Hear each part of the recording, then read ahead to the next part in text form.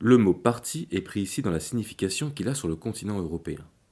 Le même mot dans les pays anglo-saxons désigne une réalité tout autre. Elle a sa racine dans la tradition anglaise et n'est pas transplantable. Un siècle et demi d'expérience le montre assez.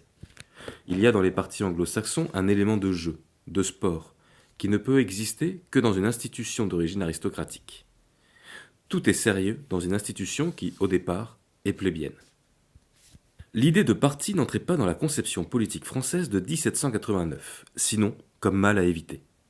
Mais il y eut le club des Jacobins. C'était d'abord seulement un lieu de libre discussion. Ce ne fut aucune espèce de mécanisme fatal qui le transforma. C'est uniquement la pression de la guerre et de la guillotine qui en fit un parti totalitaire. Les luttes des factions sous la terreur furent gouvernées par la pensée, si bien formulée par Tomsky, un parti au pouvoir et tous les autres en prison. Ainsi, sur le continent d'Europe, le totalitarisme est le péché originel des partis. C'est d'une part l'héritage de la terreur, d'autre part l'influence de l'exemple anglais, qui installa les partis dans la vie publique européenne. Le fait qu'ils existent n'est nullement un motif de les conserver. Seul le bien est un motif légitime de conservation. Le mal des partis politiques saute aux yeux. Le problème à examiner, c'est s'il y a en eux un bien qui l'emporte sur le mal et rend ainsi leur existence désirable. Mais il est beaucoup plus à propos de demander: y a-t-il en eux-mêmes une partie infinitésimale de bien? Ne sont-ils pas du mal à l'état pur, ou presque? S'ils sont du mal, il est certain qu'en fait et dans la pratique, ils ne peuvent produire que du mal. C'est un article de foi. Un bon arbre ne peut jamais porter de mauvais fruits, ni un arbre pourri de beaux fruits. Mais il faut d'abord reconnaître quel est le critère du bien. Ce ne peut être que la vérité, la justice et en second lieu, l'utilité publique. La démocratie, le pouvoir du plus grand nombre ne sont pas des biens. Ce sont des moyens en vue du bien, estimés efficaces à tort ou à raison. Si la République de Weimar, au lieu de Hitler, avait décidé par les voies les plus rigoureusement parlementaires et légales de mettre les Juifs dans des camps de concentration et de les torturer avec raffinement jusqu'à la mort, les tortures n'auraient pas eu un atome de légitimité de plus qu'elles n'ont maintenant. Or, pareille chose n'est nullement inconcevable. Seul ce qui est juste est légitime. Le crime et le mensonge ne le sont en aucun cas. Notre idéal républicain procède entièrement de la notion de volonté générale due à Rousseau. Mais le sens de la notion a été perdu presque tout de suite parce qu'elle est complexe et demande un degré d'attention élevé. Quelques chapitres mis à part, peu de livres sont beaux, forts, lucides et clairs comme le contrat social. On dit que peu de livres ont eu autant d'influence. Mais en fait, tout s'est passé et se passe encore comme s'il n'avait jamais été lu. Rousseau partait de deux évidences. L'une, que la raison discerne et choisit la justice et l'utilité innocente, et que tout crime a pour mobile la passion. L'autre, que la raison est identique chez tous les hommes, au lieu que les passions, les plus souvent, diffèrent. Par suite, si, sur un problème général, chacun réfléchit tout seul et exprime une opinion, et si ensuite les opinions sont comparées entre elles, probablement elles coïncideront par la partie juste et raisonnable de chacune, et différeront par les injustices et les erreurs. C'est uniquement en vertu d'un raisonnement de ce genre qu'on admet que le consensus universel indique la vérité. La vérité est une. La justice est une. Les erreurs, les injustices, sont indéfiniment variables. Ainsi, les hommes convergent dans le juste et le vrai, au lieu que le mensonge et le crime les font indéfiniment diverger. L'union étant une force matérielle, on peut espérer trouver là une ressource pour rendre ici-bas la vérité et la justice matériellement plus fortes que les crimes et l'erreur. Il y faut un mécanisme convenable. Si la démocratie constitue un tel mécanisme, elle est bonne. Autrement, non. Un vouloir injuste commun à toute la nation n'était aucunement supérieur aux yeux de Rousseau, et il était dans le vrai, au vouloir injuste d'un homme. Rousseau pensait seulement que le plus souvent un vouloir commun à tout un peuple est en fait conforme à la justice, par la neutralisation mutuelle et la compensation des passions particulières. C'était là pour lui l'unique motif de préférer le vouloir du peuple à un vouloir particulier. C'est ainsi qu'une certaine masse d'eau, quoique composée de particules qui se meuvent et se heurtent sans cesse, est dans un équilibre et un repos parfait. Elle renvoie aux objets leurs images avec une vérité irréprochable. Elle indique parfaitement le plan horizontal. Elle dit sans erreur la densité des objets qu'on y plonge. Si des individus passionnés, enclin par la passion au crime et au mensonge, se compose de la même manière en un peuple véridique et juste, alors il est bon que le peuple soit souverain. Une constitution démocratique est bonne si d'abord elle accomplit dans le peuple cet état d'équilibre, et si ensuite seulement elle fait en sorte que les vouloirs du peuple soient exécutés. Le véritable esprit de 1789 consiste à penser non pas qu'une chose est juste parce que le peuple la veut, mais qu'à certaines conditions, le vouloir du peuple a plus de chances qu'aucun autre vouloir d'être conforme à la justice. Il y a plusieurs conditions indispensables pour pouvoir appliquer la notion de volonté générale. Deux doivent particulièrement retenir l'attention. L'une est qu'au moment où le peuple prend conscience d'un de ses vouloirs et l'exprime, il n'y ait aucune espèce de passion collective. Il est tout à fait évident que le raisonnement de Rousseau tombe dès qu'il y a passion collective. Rousseau le savait bien. La passion collective est une impulsion de crime et de mensonge infiniment plus puissante qu'aucune passion individuelle. Les impulsions mauvaises, en ce cas, loin de se neutraliser, se portent mutuellement à la millième puissance. La pression est presque irrésistible, sinon pour les saints authentiques. Une eau mise en mouvement par un courant violent, impétueux, ne reflète plus les objets, n'a plus une surface horizontale, n'indique plus les densités. Et il importe très peu qu'elle soit mue par un seul courant ou par 5 ou 6 courants qui se heurtent et font des remous. Elle est également troublée dans les deux cas. Si une seule passion collective saisit tout un pays, le pays entier est unanime dans le crime. Si 2 ou 4 ou 5 ou 10 passions collectives le partagent, il est divisé en plusieurs bandes de criminels. Les passions divergentes ne se neutralisent pas, comme c'est le cas pour une poussière de passions individuelles fondue dans une masse. Le nombre est bien trop petit. La force de chacun est bien trop grande pour qu'il puisse y avoir neutralisation. La lutte les exaspère. Elle se heurte avec un bruit vraiment infernal et qui rend impossible d'entendre même une seconde la voix de la justice et de la vérité, toujours presque imperceptible. Quand il y a passion collective dans un pays, il y a probabilité pour que n'importe quelle volonté particulière soit plus proche de la justice et de la raison que la volonté générale, ou plutôt que ce qui en constitue la caricature. La seconde condition est que le peuple ait à exprimer son vouloir à l'égard des problèmes de la vie publique, et non pas à faire seulement un choix de personne, encore moins un choix de collectivité irresponsable, car la volonté générale est sans aucune relation avec un tel choix. S'il y avait eu en 1789 une certaine expression de la volonté générale, bien qu'on eût adopté le système représentatif, faute de savoir en imaginer un autre, c'est qu'il y a eu bien d'autres choses que des élections. Tout ce qu'il y avait de vivant à travers le pays, et le pays débordé alors de vie, avait cherché à exprimer une pensée par l'organe des cahiers de revendication. Les représentants s'étaient en grande partie fait connaître au cours de cette coopération dans la pensée. Ils en gardaient la chaleur. Ils sentaient le pays attentif à leurs paroles, jaloux de surveiller si elles traduisaient exactement ses aspirations. Pendant quelque temps, peu de temps, ils furent vraiment de simples organes d'expression pour la pensée publique. Pareille chose ne se produisit jamais plus. Le seul énoncé de ces deux conditions montre que nous n'avons jamais rien connu qui ressemble même de loin à une démocratie. Dans ce que nous nommons de ce nom, jamais le peuple n'a l'occasion ni le moyen d'exprimer un avis sur aucun problème de la vie publique. Et tout ce qui échappe aux intérêts particuliers est livré aux passions collectives, lesquelles sont systématiquement, officiellement encouragées. L'usage des mots de démocratie et de république oblige à examiner avec une attention extrême les deux problèmes que voici. Comment donner en fait aux hommes qui composent le peuple de France la possibilité d'exprimer parfois un jugement sur les grands problèmes de la vie publique? Comment empêcher, au moment où le peuple est interrogé, qu'il circule à travers lui une espèce de passion collective? Si on ne pense pas à ces deux points, il est inutile de parler de légitimité républicaine. Des solutions ne sont pas faciles à concevoir, mais il est évident, après examen attentif, que toute solution impliquerait d'abord la suppression des partis politiques.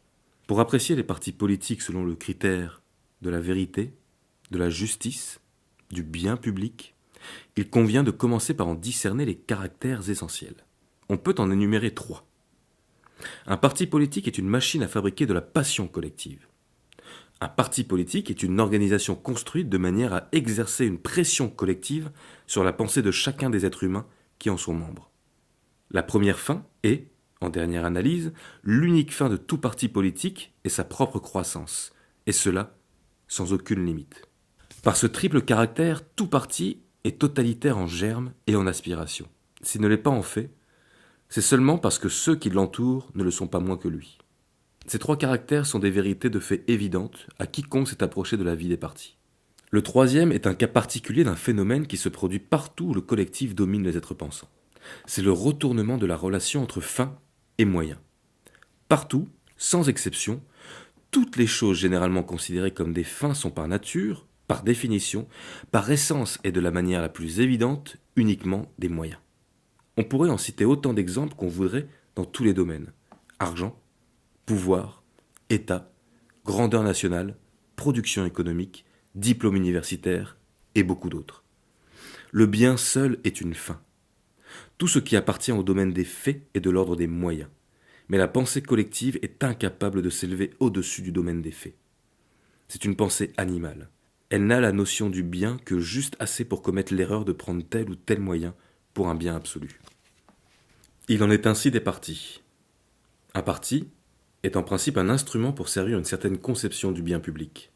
Cela est vrai même de ceux qui sont liés aux intérêts d'une catégorie sociale, car il est toujours une certaine conception du bien public en vertu de laquelle il y aurait coïncidence entre le bien public et ses intérêts.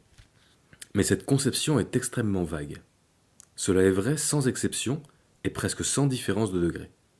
Les partis les plus inconsistants et les plus strictement organisés sont égaux par la vague de la doctrine. Aucun homme, si profondément qu'il ait étudié la politique, ne serait capable d'un exposé précis et clair relativement à la doctrine d'aucun parti, y compris, le cas échéant, le sien propre.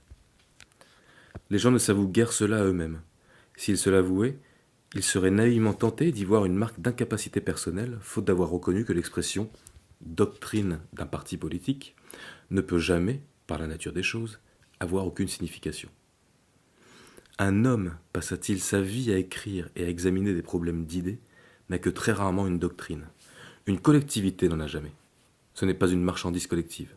On peut parler, il est vrai, de doctrine chrétienne, doctrine hindoue, doctrine pythagorienne, et ainsi de suite. Ce qui est alors désigné par ce mot n'est ni individuel ni collectif. C'est une chose située infiniment au-dessus de l'un et l'autre domaine. C'est, purement et simplement, la vérité. La fin d'un parti politique est chose vague et irréelle. Si elle était réelle, elle exigerait un très grand effort d'attention, car une conception du bien public n'est pas chose facile à penser. L'existence du parti est palpable, évidente, et n'exige aucun effort pour être reconnu. Il est ainsi inévitable qu'en fait le parti soit à lui-même sa propre fin. Il y a dès lors idolâtrie, car Dieu seul est légitimement une fin pour soi-même. La transition est facile.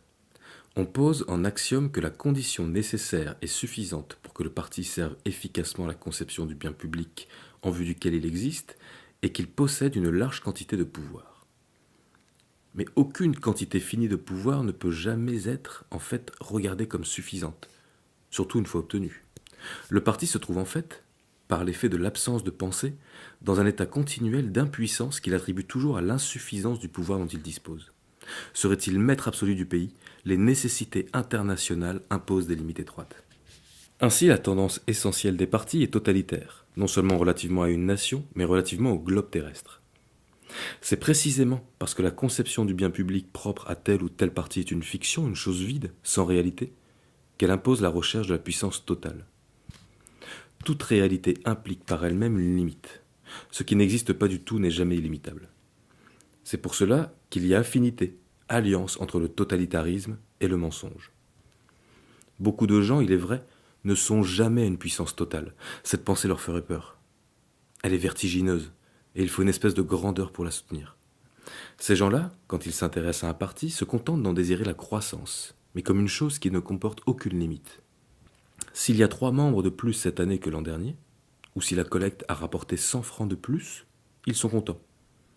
Mais ils désirent que cela continue indéfiniment dans la même direction. Jamais ils ne concevraient que leur parti puisse avoir en aucun cas trop de membres, trop d'électeurs, trop d'argent. Le tempérament révolutionnaire mène à concevoir la totalité.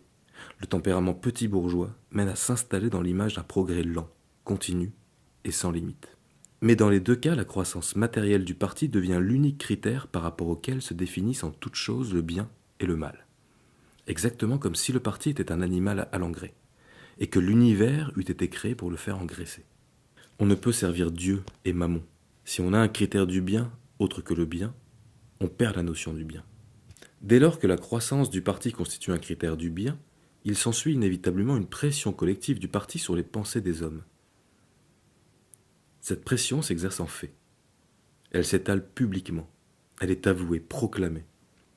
Cela nous ferait horreur si l'accoutumance ne nous avait pas tellement endurcis. Les partis sont des organismes publiquement, officiellement constitués de manière à tuer dans les âmes le sens de la vérité et de la justice.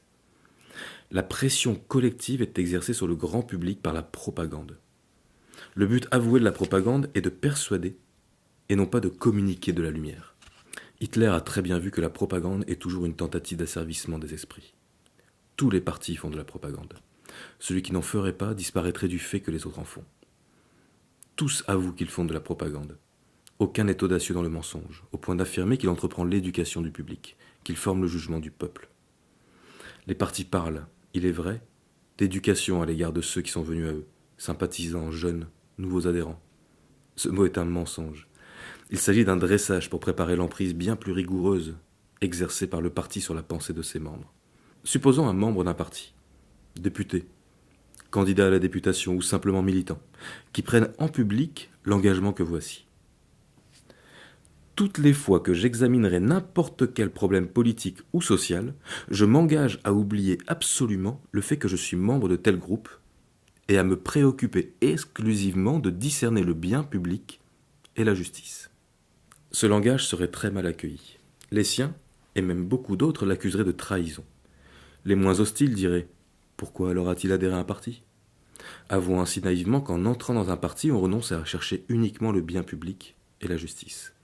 Cet homme serait exclu de son parti, ou au moins en perdrait l'investiture. Il ne serait certainement pas élu. Mais bien plus, il ne semble même pas possible qu'un tel langage soit tenu. En fait, sauf erreur, il ne l'a jamais été. Si des mots en apparence voisins de ceux-là ont été prononcés, c'est seulement par des hommes désireux de gouverner avec l'appui des partis autres que le leur. De telles paroles sonnaient alors comme une sorte de manquement à l'honneur. En revanche, on trouve tout à fait naturel, raisonnable et honorable que quelqu'un dise « comme conservateur » ou « comme socialiste, je pense que ». Cela, il est vrai, n'est pas propre au parti. On ne rougit pas non plus de dire « comme français, je pense que », « comme catholique, je pense que ». Des petites filles, qui se disaient attachées au gaullisme, comme à l'équivalent français de l'hitlérisme, ajoutaient « la vérité est relative, même en géométrie ». Elle touchait le point central. S'il n'y a pas de vérité, il est légitime de penser de telle ou telle manière, en tant qu'on se trouve être en fait telle ou telle chose.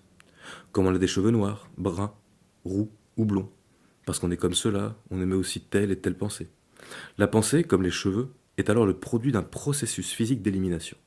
Si on reconnaît qu'il y a une vérité, il n'est permis de penser que ce qui est vrai. On pense alors telle chose, non parce qu'on se trouve être en fait français, ou catholique, ou socialiste, mais parce que la lumière irrésistible de l'évidence oblige à penser ainsi, et non autrement. S'il n'y a pas évidence, s'il y a doute, il est alors évident que dans l'état de connaissance dont on dispose, la question est douteuse. Dans tous les cas, la lumière intérieure accorde toujours à quiconque la consulte une réponse manifeste. Le contenu de la réponse est plus ou moins affirmatif, peu importe. Il est toujours susceptible de révision, mais aucune correction ne peut être apportée, sinon par davantage de lumière intérieure. Si un homme, membre d'un parti, est absolument résolu à n'être fidèle en toutes ses pensées qu'à la lumière intérieure exclusivement et à rien d'autre, il ne peut pas faire connaître cette résolution à son parti. Il est alors vis-à-vis de lui en état de mensonge. C'est une situation qui ne peut être acceptée qu'à cause de la nécessité qui contraint à se trouver dans un parti pour prendre part efficacement aux affaires publiques. Mais alors cette nécessité est un mal, et il faut y mettre fin en supprimant les partis. Un homme qui n'a pas pris la résolution de fidélité exclusive à la lumière intérieure installe le mensonge au centre même de l'âme. Les ténèbres intérieures en sont la punition. On tenterait vainement de s'en tirer par la distinction entre la liberté intérieure et la discipline extérieure, car il faut alors mentir au public, envers qui tout candidat, tout élu, a une obligation particulière de vérité. Si je m'apprête à dire, au nom de mon parti, des choses que j'estime contraires à la vérité et à la justice, vais-je l'indiquer dans un avertissement préalable ? Si je ne le fais pas, je mens. De ces trois formes de mensonge, Au parti, au public, à soi-même, la première est de loin la moins mauvaise. Mais si l'appartenance à un parti contraint toujours, en tout cas, au mensonge, l'existence des partis est absolument, inconditionnellement un mal. Il était fréquent de voir dans des annonces de réunion, Monsieur X exposera le point de vue communiste sur le problème qui est l'objet de la réunion. Monsieur Y exposera le point de vue socialiste. Monsieur Z exposera le point de vue radical. Comment ces malheureux s'y prenaient-ils pour connaître le point de vue qu'ils devaient exposer? Qui pouvaient-ils consulter? Quel oracle? Une collectivité n'a pas de langue, ni de plume. Les organes d'expression sont tous individuels. La collectivité socialiste ne réside en aucun individu. La collectivité radicale non plus. La collectivité communiste réside en Staline, mais il est loin. On ne peut pas lui téléphoner avant de parler dans une réunion. Non, messieurs X, Y et Z se consultaient eux-mêmes. Mais comme ils étaient honnêtes, ils se mettaient d'abord dans un état mental spécial. Un état semblable à celui où les avait mis si souvent l'atmosphère des milieux communistes, socialistes, radicales. Si, s'étant mis dans cet état, on se laisse aller à ses réactions, on produit naturellement un langage conforme au point de vue communiste, socialiste, radical. À condition, bien entendu, de s'interdire rigoureusement tout effort d'attention en vue de discerner la justice et la vérité. Si on accomplissait un tel effort, on risquerait, comble d'horreur, d'exprimer un point de vue personnel. Car de nos jours, la tension vers la justice et la vérité est regardée comme répondant à un point de vue personnel. Quand Ponce Pilate a demandé au Christ « Qu'est-ce que la vérité ?» Le Christ n'a pas répondu. Il avait répondu d'avance en disant « Je suis venu porter témoignage pour la vérité ». Il n'y a qu'une réponse. La vérité, ce sont les pensées qui surgissent dans l'esprit d'une créature pensante uniquement, totalement, exclusivement désireuse de la vérité. Le mensonge, l'erreur, mot synonyme, ce sont les pensées de ceux qui ne désirent pas la vérité, et de ceux qui désirent la vérité ou autre chose en plus. Par exemple, qui désirent la vérité et en plus la conformité avec telle ou telle pensée établie. Mais comment désirer la vérité sans rien savoir d'elle? C'est là le mystère des mystères. Les mots qui expriment une perfection inconcevable à l'homme, Dieu, vérité, justice, prononcés intérieurement avec désir, sans être joints à aucune conception, ont le pouvoir d'élever l'âme et de l'inonder de lumière. C'est en désirant la vérité avide et sans tenter d'en deviner d'avance le contenu qu'on reçoit la lumière. C'est là tout le mécanisme de l'attention. Il est impossible d'examiner les problèmes effroyablement complexes de la vie publique en étant attentif à la fois, d'une part, à discerner la vérité, la justice, le bien public, et d'autre part à conserver l'attitude qui convient à un membre de tel groupement. La faculté humaine d'attention n'est pas capable simultanément des deux soucis. En fait, quiconque s'attache à l'un abandonne l'autre. Mais aucune souffrance n'attend celui qui abandonne la justice et la vérité, au lieu que le système des partis comporte des pénalités les plus douloureuses pour l'indocilité. Des pénalités qui atteignent presque tout, la carrière, les sentiments, l'amitié, la réputation, la partie extérieure de l'honneur, parfois même la vie de famille. Le Parti communiste a porté le système à sa perfection. Même chez celui qui intérieurement ne cède pas, l'existence de pénalités fausse inévitablement le discernement. Car s'il veut réagir contre l'emprise du parti, cette volonté de réaction est elle-même un mobile étranger à la vérité et dont il faut se méfier. Mais cette méfiance aussi, et ainsi de suite. L'attention véritable est un état tellement difficile à l'homme, tellement violent, que tout trouble personnel de la sensibilité suffit à y faire obstacle. Il en résulte l'obligation impérieuse de protéger autant qu'on peut la faculté de discernement qu'on porte en soi-même contre le tumulte des espérances et des craintes personnelles. Si un homme fait des calculs numériques très complexes en sachant qu'il sera fouetté toutes les fois qu'il obtiendra comme résultat un nombre pair, sa situation est très difficile. Quelque chose dans la partie charnelle de l'âme le poussera à donner un petit coup de pouce au calcul pour obtenir toujours un nombre impair. En voulant réagir, il risquera de trouver un nombre pair même là où il n'en faut pas. Prise dans cette oscillation, son attention n'est plus intacte. Si les calculs sont complexes au point d'exiger de sa part la plénitude de l'attention, il est inévitable qu'il se trompe très souvent. Il ne servira à rien qu'il soit très intelligent, très courageux, très soucieux de vérité. Que doit-il faire? C'est très simple.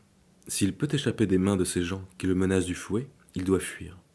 S'il a pu éviter de tomber entre leurs mains, il devait l'éviter. Il en est exactement ainsi des partis politiques. Quand il y a des partis dans un pays, il en résulte tôt ou tard un état de fait tel qu'il est impossible d'intervenir efficacement dans les affaires publiques sans entrer dans un parti et jouer le jeu. Quiconque s'intéresse à la chose publique désire s'y intéresser efficacement. Ainsi, ceux qui inclinent au souci du bien public, ou renoncent à y penser, et se tournent vers autre chose, ou passent par le laminoir des partis. En ce cas aussi, il leur vient des soucis qui excluent celui du bien public.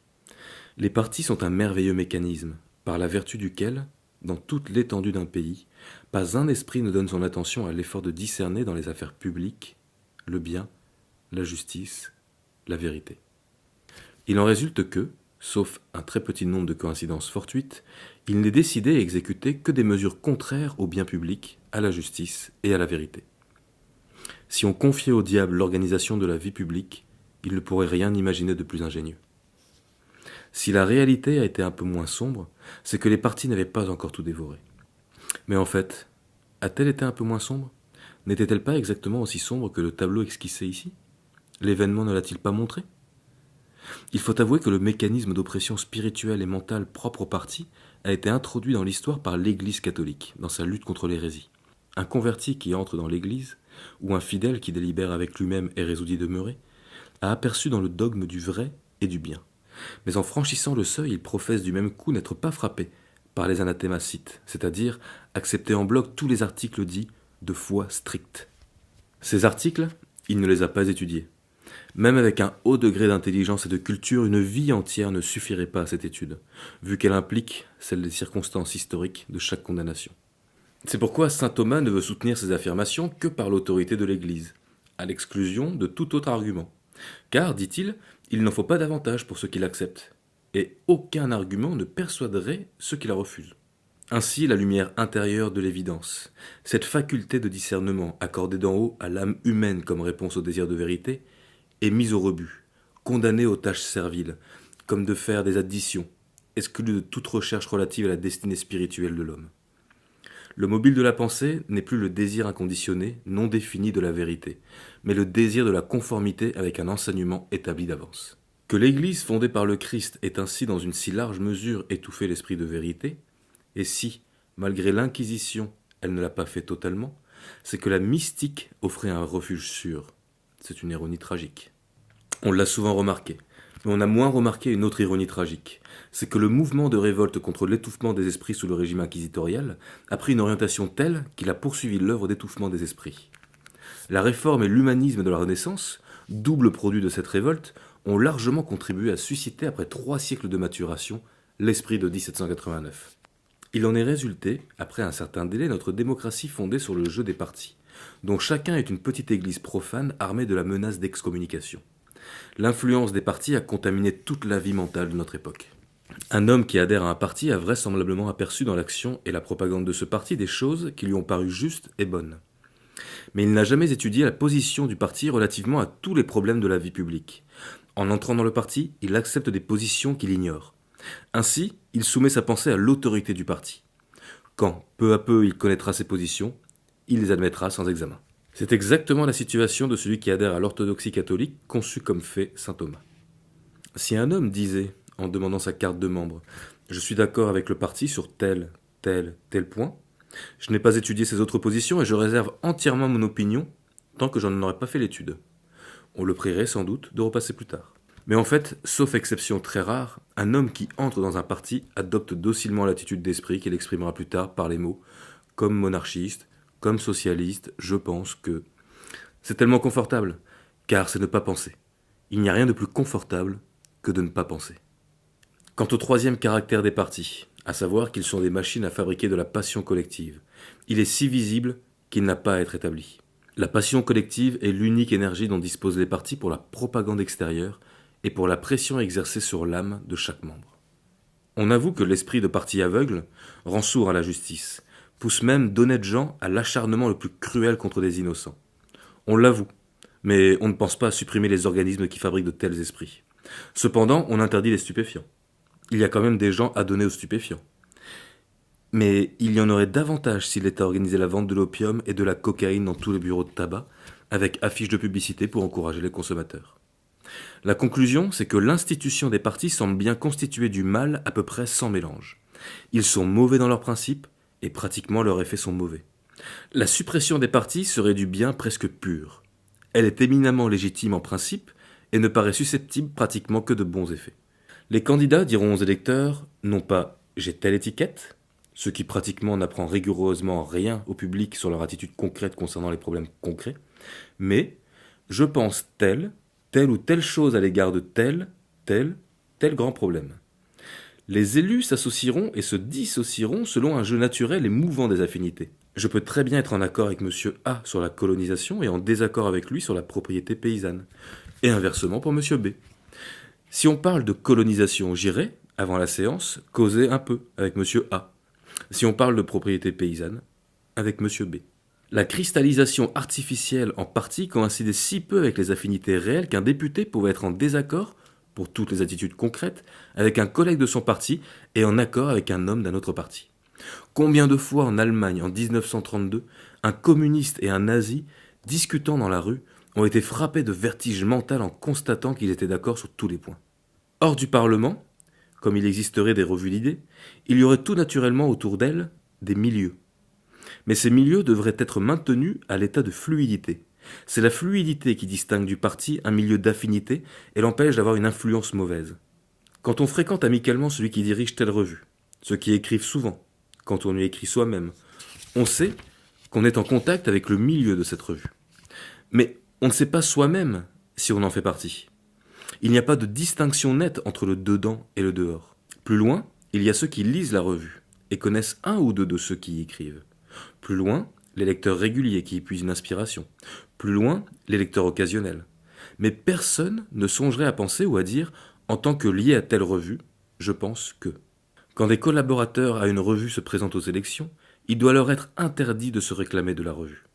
Il doit être interdit à la revue de leur donner une investiture ou d'aider directement ou indirectement leur candidature, ou même d'en faire mention. Tout groupe d'amis de telle revue devrait être interdit. Si une revue empêche ses collaborateurs, sous peine de rupture, de collaborer avec d'autres publications, quelles qu'elles soient, elle doit être supprimée dès que le fait est prouvé. Ceci implique un régime de la presse rendant impossible les publications auxquelles il est déshonorant de collaborer. Toutes les fois qu'un milieu tentera de se cristalliser en donnant un caractère défini à la qualité de membre, il y aura répression pénale quand le fait semblera établi. Bien entendu, il y aura des partis clandestins, mais leurs membres auront mauvaise conscience. Ils ne pourront plus faire profession publique de servilité d'esprit. Ils ne pourront faire aucune propagande au nom du parti. Le parti ne pourra plus les tenir dans un réseau sans issue d'intérêt, de sentiments et d'obligations.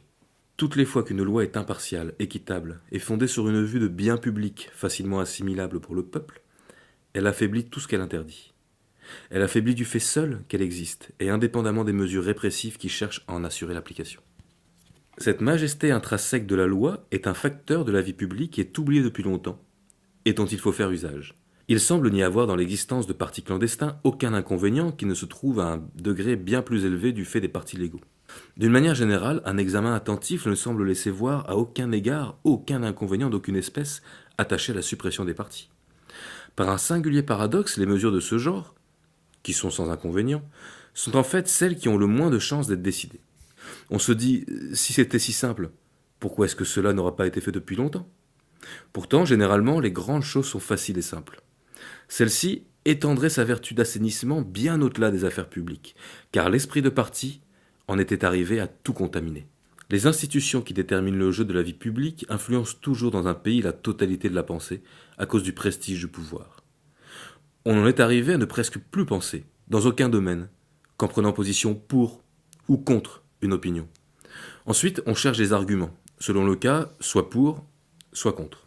C'est exactement la transposition de l'adhésion à un parti. Comme dans les partis politiques, il y a des démocrates qui admettent plusieurs partis, de même dans le domaine des opinions, les gens larges reconnaissent une valeur des opinions avec lesquelles ils se disent en désaccord. C'est avoir complètement perdu le sens même du vrai et du faux. D'autres, ayant pris position pour une opinion, ne consentent à examiner rien qui lui soit contraire. C'est la transposition de l'esprit totalitaire. Quand Einstein vint en France, tous les gens du milieu, plus ou moins intellectuels, y compris les savants eux-mêmes, se divisaient en deux camps, pour et contre. Toute pensée scientifique nouvelle a dans les milieux scientifiques ses partisans et ses adversaires animés les uns et les autres, à un degré regrettable, de l'esprit de parti. Il y a d'ailleurs dans ces milieux des tendances, des coteries à l'état plus ou moins cristallisé.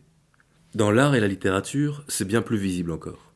Cubisme et surréalisme ont été des espèces de partis. Pour avoir un nom, il était utile d'être entouré d'une bande d'admirateurs animés de l'esprit de parti.